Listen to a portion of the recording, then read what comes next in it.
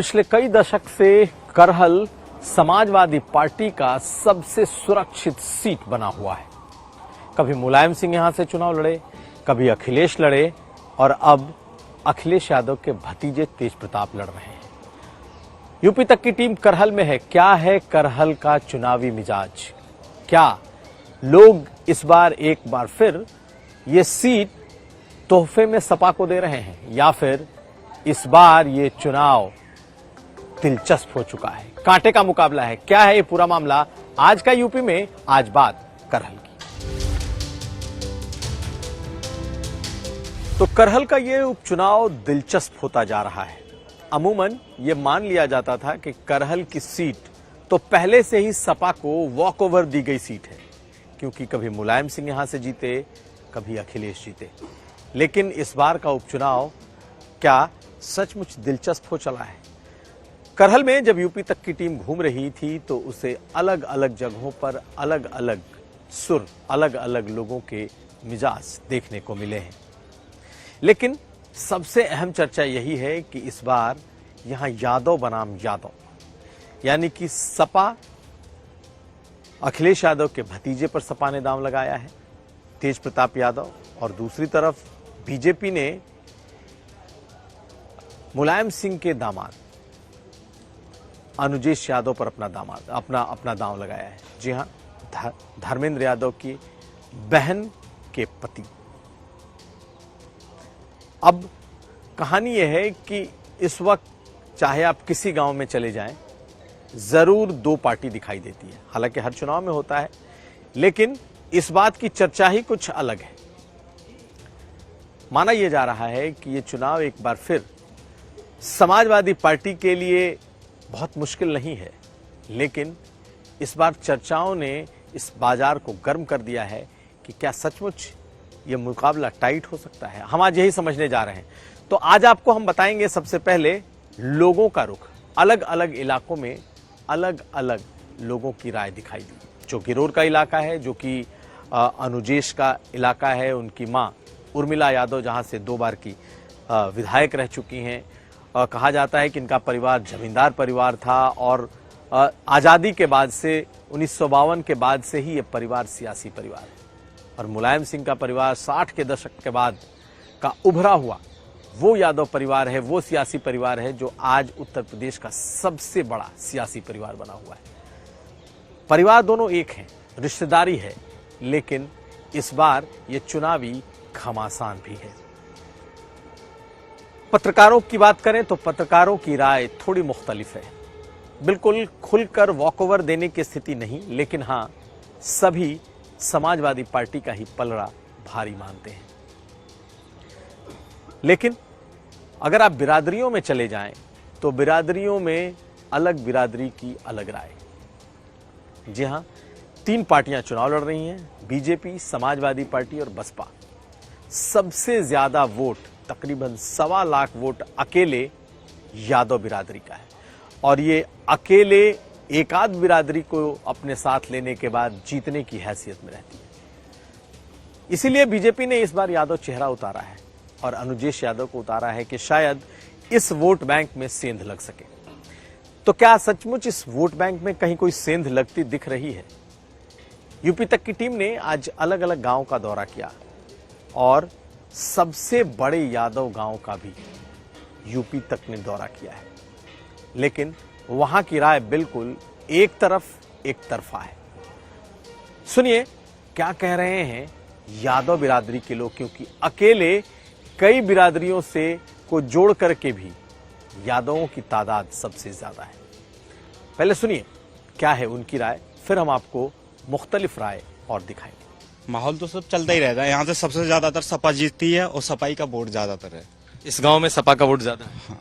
हाँ ज्यादा। ये रियल है और यही है, और आप ना मानो दोबारा एंट्री करके यहाँ देख लेना, यहीं से निकले। तो ये राय मैंने आपको रठेरा गांव की सुनाई। ये सबसे बड़ा यादव बहुल गांव है, जिसकी आबादी तकरीबन 15 से 16 हजार है और अकेले 5 से 6 हजार के बीच में वोटर हैं। और माना जाता है कि इस गांव में बीजेपी के नेता प्रचार तक करने नहीं आते, लेकिन पहली बार उर्मिला यादव, जो अनुजेश यादव की मां हैं, वो पहुंची और उन्होंने भी यहां प्रचार किया है। ऐसी स्थिति में अगर इस वोट बैंक में थोड़ी भी सेंध लगती है तो फिर ये दिलचस्प हो जाएगा। अब हम आपको ले चलते हैं महटौली गांव। ये वो गांव है जहां पर अनुजेश यादव की मां उर्मिला यादव आज चुनाव प्रचार को पहुंची थी और चुनाव प्रचार के दौरान उन्होंने जो बातें कही वो भी आपको सुनाते हैं। इस चुनाव प्रचार में एक बात तो साफ हो गया कि वो लगातार उन तमाम जाति बिरादरी में अपनी पैठ बनाने में जुटी हैं जिन्होंने सपा को वोट तो किया, लेकिन इस बार हर हाल में अपने बेटे के लिए वोट मांग रही हैं। क्या कह रही हैं उर्मिला यादव, सुनिए। संज्ञान में सबके आप खुद ही घूम रहे हैं क्षेत्र में और देख रहे हैं कि बच्चा बच्चा की जबान पे भारतीय जनता पार्टी फूल, भैया अनुजेश प्रताप सिंह, माननीय मुख्यमंत्री जी। लेकिन इस गांव के लोगों की राय अलग है। कुछ समाजवादी पार्टी के साथ मजबूती से खड़े हैं तो कुछ ये कह रहे हैं कि वोट तो बीजेपी को जाएगा, यानी कि यहां पर भी वोट बंटता हुआ दिख रहा है।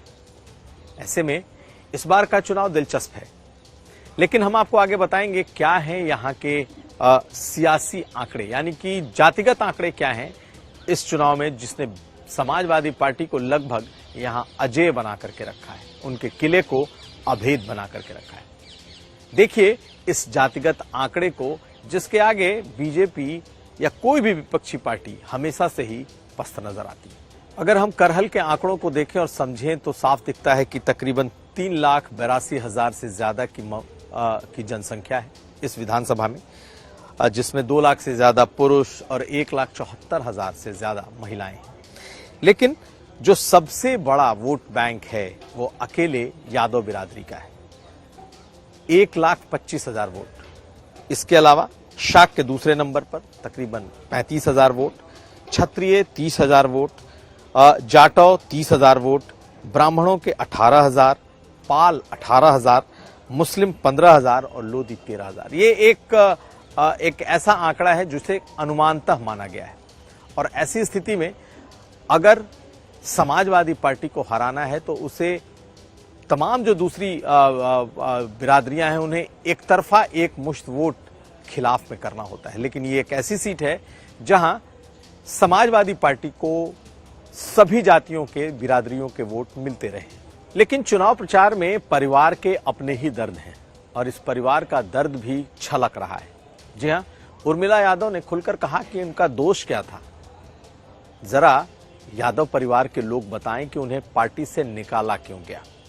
ठीक है, निकाल दिया, अब निकाल दिया तो मेरी अपनी राह है, मेरी अपनी लाइन है, लेकिन इस परिवार को जवाब देना चाहिए कि 2-2 बार के विधायक को पार्टी से निकाला क्यों गया। उधर तेज प्रताप यादव ने भी कहा कि परिवार अपनी जगह, लेकिन निकाला नहीं गया, वो लोग छोड़ करके गए और जो एक बार बीजेपी का हो गया वो उनका नहीं हो सकता। उर्मिला यादव का दर्द सुनिए और उस पर तेज प्रताप यादव का ये बयान सुनिए। तो उनको बहुत दूर छोड़ चुके हैं। अब ये उनसे पूछो कि हमें क्यों निकाला था। हमने तो फिर भी झेलते रहे, हमारा पूरा क्षेत्र जानता है। अब ये सवाल उन्होंने क्यों निकाला, हम भगोड़े नहीं है, हम तो फिर भी निभाते रहे कि चलो इस पार्टी में रह रहे हैं, वफादारी नहीं भूले। कि उनने निकाला है तो हमें शायद भगवान ने ये रास्ता दिखाई, यहाँ इन लोगों की सेवा के लिए एक अच्छी पार्टी का नेतृत्व मिल रहा है, ये तो हमारा नसीब है। देखिए, कई जो हम लोगों को खबर है, कई नेताओं से बात की भाजपा ने और सभी ने हाथ खड़े कर दिए चुनाव लड़ने से।